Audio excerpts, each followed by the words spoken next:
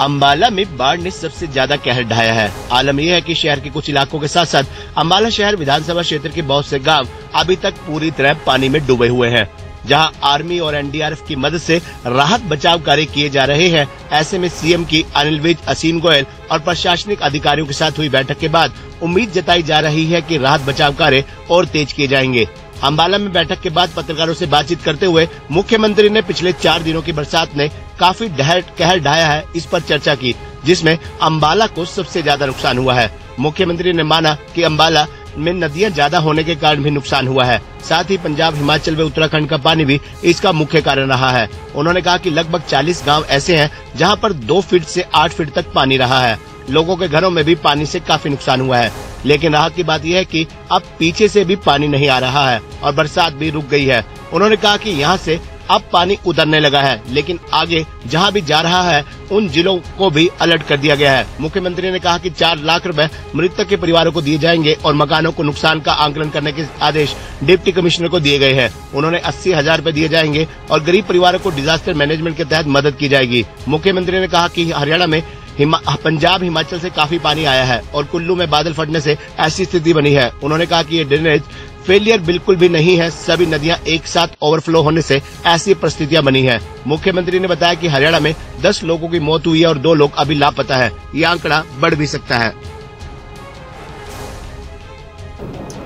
जैसा हम सबको जानकारी है कि पिछले 4 दिन से जो वर्षा का प्रकोप बहुत अधिक मात्रा में हुआ और वर्षा केवल यहाँ हरियाणा में ही नहीं बल्कि जो पास के प्रदेश हैं, चाहे हमें हिमाचल प्रदेश से जो वहाँ वर्षा हुई, बादल फटा, वो पानी बहाव उसका आया तो उसका नुकसान हुआ है। उत्तराखंड का भी जो पानी है वो भी यमुना के माध्यम से काफ़ी लेवल यमुना का ऊंचा हो गया था। पंजाब से भी चाहे वो भाखड़ा नरवाना का जो नहर है या फिर एसवाइल उसके पानी का ओवरफ्लो है, तो ऐसे सब तरह के पानी की जो मार है वो हरियाणा के कुछ ज़िलों में पड़ी है और सबसे ज़्यादा अगर उसका नुकसान होता दिख रहा है मुझे वो अम्बाला ज़िले में है। अम्बाला ज़िले में कई गांव तो बहुत ज़्यादा प्रभावित हुए हैं और संयोग से यहाँ नदियाँ नाले भी काफ़ी हैं। यहाँ मारकंडा का भी असर है, यहाँ टांगरी का भी असर है, यहाँ घग्गर का भी असर है और यहाँ एसवाइल का असर भी है, यहाँ भाखड़ा और जो नरवाना नहर है उसका भी असर है। तो ऐसे सबका असर होने के बाद पानी का ओवरफ्लो भी हुआ है। लगभग 40 गांव ऐसे हैं जहां पानी का प्रभाव ये गया है। कहीं 2 फुट होगा तो कहीं 8 फुट होगा, लेकिन घरों में भी पानी घुसा है। इवैक्यूएशन का काम भी हमने किया और जहां जहां जो सहायता पहुंचाने की बात है वो लगातार हमने की है। अब अच्छी बात यह है कि पानी का जो दबाव है वो पीछे से कम हुआ है। वर्षा रुक गई है, कल भी वर्षा नहीं हुई, आज भी वर्षा नहीं हुई, तो एक प्रकार की राहत महसूस हम थोड़ा कर रहे हैं, लेकिन फिर भी काम करना काफ़ी विशेष है।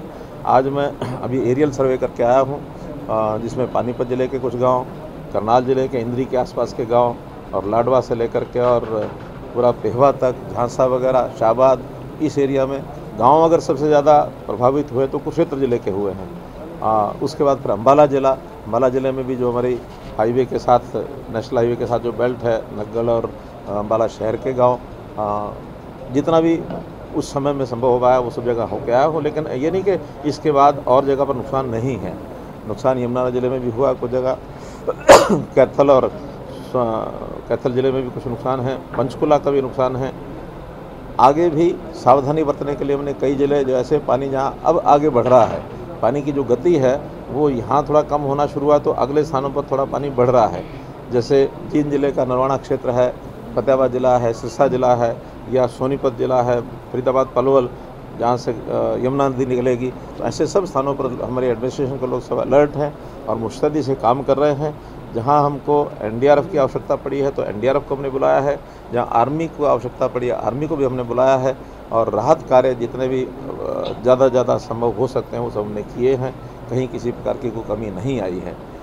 जहाँ तक राहत का विषय है तो जो लाइफ लॉस हुआ है अभी तक 10 के लगभग ही हमको जानकारियाँ मिली हैं, लेकिन ये बढ़ भी सकती हैं क्योंकि अभी सब जगह की जानकारी नहीं मिली है। 2 लोग तो ऐसे हैं जो अभी उनको हम कह नहीं सकते कि क्या उनकी स्थिति है क्योंकि वो लापता हैं। एक के बारे में पता लगा कि वो नहर के अंदर उसको एक प्रकार से गिर गया और वो बाद में मिला नहीं है, तो वो सारी जानकारियाँ मिलेंगी।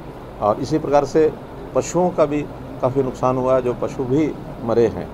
मकानों का एक प्रकार से नुकसान ये भी असेसमेंट होगी। डिप्टी कमिश्नर्स को हमने हिदायत कर दी है कि सब जगह का जो लॉस है, चाहे लाइफ लॉस है और चाहे अन्य किस प्रकार का नुकसान है, उसका असेसमेंट बहुत जल्दी वो कराना शुरू करेंगे, उसकी हमको जानकारी देंगे। जहाँ तक लाइफ लॉस का विषय है, हमने तय किया कि 4 लाख रुपए प्रति व्यक्ति उसको सहायता ये दी जाएगी। और जहाँ तक मकानों का विषय है, उन मकानों के लिए जो मुरम्मत का पैसा हमारा 80,000 रुपया होता है डॉक्टर अम्बेडकर मकान नवीनीकरण का, वो जो तो गरीब परिवार हैं उसमें मिलेगा, जो अन्य परिवार हैं उनको अलग से डिज़ास्टर का जो हमारा फंड है, क्या उसको क्या बोलते हैं, डिज़ास्टर मैनेजमेंट फंड, उसमें से उनको दिया जाएगा। और अन्य प्रकार के जितने भी लॉस जो असेसमेंट हो जाएगी पशुओं आदि की, वो सारी भी जानकारी उसके बाद जैसे पता लगेगा हम जानकारी देंगे। वर्तमान व्यवस्था में भोजन के पैकेट सबको पहुँचाए जा रहे हैं, पानी की जहाँ आवश्यकता है वहाँ पानी के टैंकर पहुँचाए जा रहे हैं, पशुओं के लिए चारा जहाँ जहाँ ज़िले स्वयं अपना कर पाएंगे वो खरीद करके उन गाँव में चारा भेजेंगे।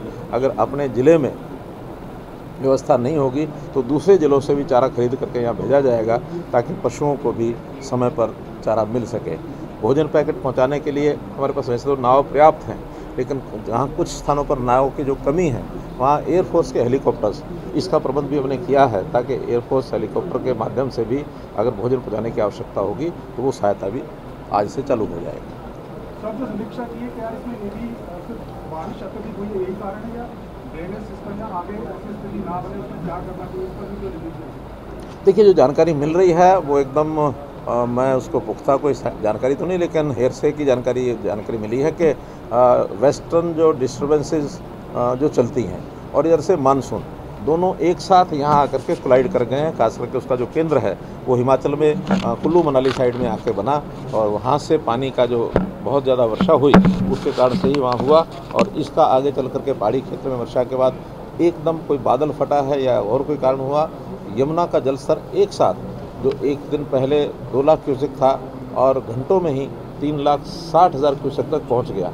तो इतना पानी जब एकदम आता है तो थोड़ा सा मैनेजमेंट उस समय तैयार नहीं होती कि निर्णय क्या लिया जाए। जितना पानी आया वो पानी आगे फिर नीचे इसलिए भी छोड़ना पड़ा कि अगर ज़्यादा पानी आता है तो बैराज को भी कई बार नुकसान हो सकता है, उसको भी डैमेज हो सकता है। तो पानी जितना ऊपर से आया था उसको उस समय छोड़ने के बाद वो पानी नीचे फैला है। लेकिन अब चूँकि सारा कंट्रोल हो गया, वापस 3,60,000 के बजाय फिर से वो 2 लाख क्यूसेक तक आ गया है, इसलिए अब कोई ऐसी समस्या उसमें से नहीं है। मॉनसून का सेशन लंबा रहने वाला है सर, उसको लेकर भी रहेगा कि और जिले जो हैं वो इफेक्टिव ना हो या दोबारा ऐसी कंडीशन ना हो, ड्रेनेज सिस्टम प्रॉपर, उसको लेकर भी अधिक पोजीशन दी चाहिए। देखिए, ड्रेनेज सिस्टम में कोई बहुत बड़ा फॉल्ट ऐसा मैं इसलिए नहीं कह सकता कि हमारी सारी तैयारी सामान्य वर्षा और सामान्य जो चीज़ होता है उस पूरी तैयारी थी।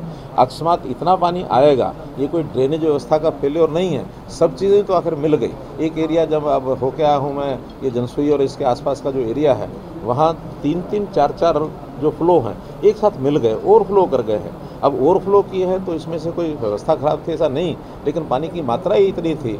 वहाँ घग्गर का पानी भी ओवरफ्लो कर गया, वहाँ एसवाइल का पानी ओवरफ्लो कर गया, वहाँ नरवाना भाखड़ा का ओवरफ्लो कर गया। जब सब चीज़ों का पानी ओवरफ्लो होगा तो पानी तो नेचुरल फिर बहाव जिसको मिलेगा उधर ही जाएगा, वो रुक नहीं सकता है। तो एक प्रकार की नेचुरल कैलामिटी है, ये कोई किसी प्रकार का व्यवस्था का दोष ऐसा मैं नहीं कह सकता। एसवाईएल से भी काफ़ी ज़्यादा हुआ है अम्बाला का एरिया, मैंने बताया ना कि तीनों जगह के पानी ओवरफ्लो हुए तो अम्बाला में उसका नुकसान हुआ। धन्यवाद।